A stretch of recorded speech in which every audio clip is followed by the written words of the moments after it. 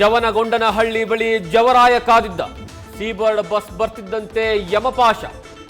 ಚಿತ್ರದುರ್ಗದ ಬಳಿ ಬಸ್ಗೆ ಕಂಟೈನರ್ ಡಿಕ್ಕಿ ಹೊಡೆದು ಬಸ್ ಧಗಧಗ.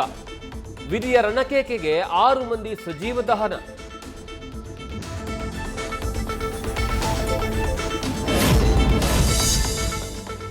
ಸೀಬರ್ಡ್ ಬಸ್ ದುರಂತದಲ್ಲಿ ಸಾವನ್ನಪ್ಪಿದ್ದವರದ್ದು ಒಂದೊಂದು ಕಥೆ.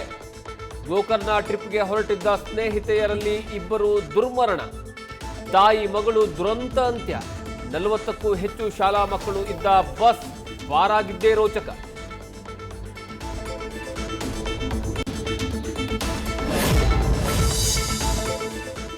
ತಮಿಳುನಾಡಿನಲ್ಲಿ ಯಮನಂತೆ ಎರಗಿದ ಸರ್ಕಾರಿ ಬಸ್.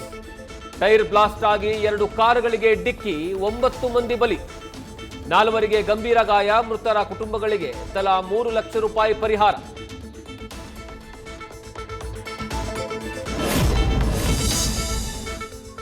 ಪಟ್ಟದ ಆಟದಲ್ಲಿ ದಿಲ್ಲಿಗೆ ಹೋದ ದಾರಿಗೆ ಸುಂಕವಿಲ್ಲ ಅಂತ ಕನಕಾಧಿಪತಿ ವಾಪಸ್.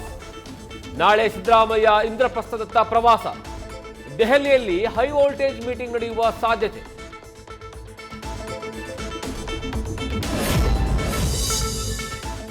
ಅಶ್ಲೀಲ ಕಮೆಂಟ್ ಮಾಡಿದ್ದವರ ವಿರುದ್ಧ ದರ್ಶನ್ ಪತ್ನಿ ಸಮರ. ವಿಜಯಲಕ್ಷ್ಮಿ ಕೊಟ್ಟ ದೂರಿನ ಮೇರೆಗೆ ಕಮೆಂಟಾಸುರರನ್ನ ಖೆಡ್ಡಾಗೆ ತಳ್ತಾ ಇದ್ದಾರೆ ಪೊಲೀಸರು. ಸೈಬರ್, ಸಿಸಿಬಿ ಮತ್ತು ಪೊಲೀಸರು 3 ತಂಡಗಳು ಅಖಾಡಕ್ಕೆ ಇಳಿದು ಬಲೆ. ನ್ಯೂಸ್ ಫಸ್ಟ್ ನಿರ್ಭೀತಿಯಿಂದ ನಿಮ್ಮ ಪರವಾಗಿ.